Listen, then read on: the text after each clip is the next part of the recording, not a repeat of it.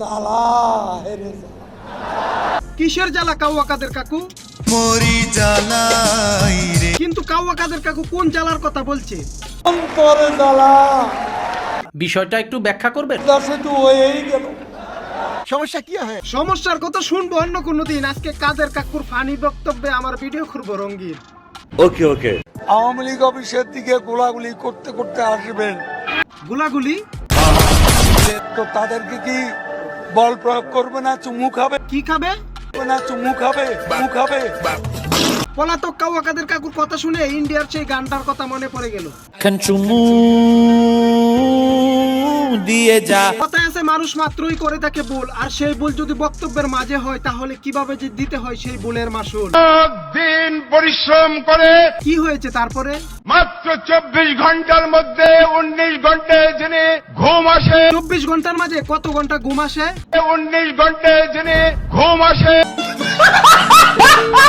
আসলে কথাটি হবে 24 ঘন্টায় 19 ঘন্টায় তিনি কাজ করেন। একদম ঠিক কথা। মানুষ নামের মানুষগুলো নাকি অমানুষ হয়ে যাচ্ছে দিন দিন, কথার মাঝে কথা বলে একেবারে কাণ্ড জ্ঞানহীন। সাংস্কৃতিক জগতের একজন উজ্জ্বল লোক। আমি আসবো না আপনার ওখানে আজকে।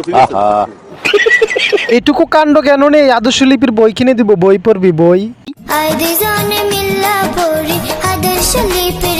আপনারা জীবনে হয়তো বা অনেক স্লোগান শুনেছেন, কিন্তু মনে করে দেখেন তো এমন কোন স্লোগান শুনেছেন কিনা? সাবান দিয়ে হাত ধুবেন, নৌকা মার্কায়।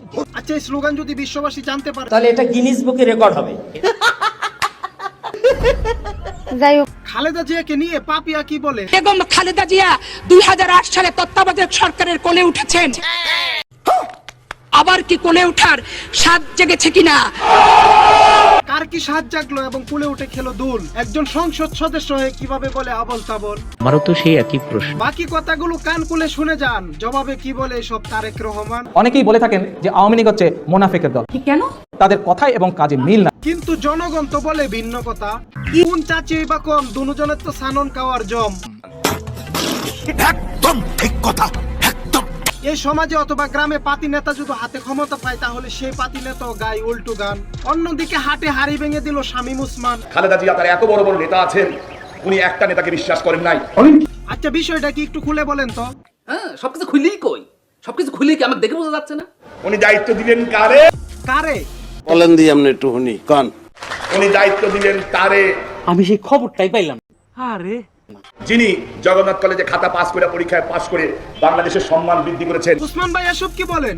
হাই হাই, জাতি সেই গর্ভবতী নেতার নাম জানতে চাই। সারা বিশ্বে উনি চোর হিসাবে প্রতিষ্ঠিত হয়েছেন এবং তারেক রহমান।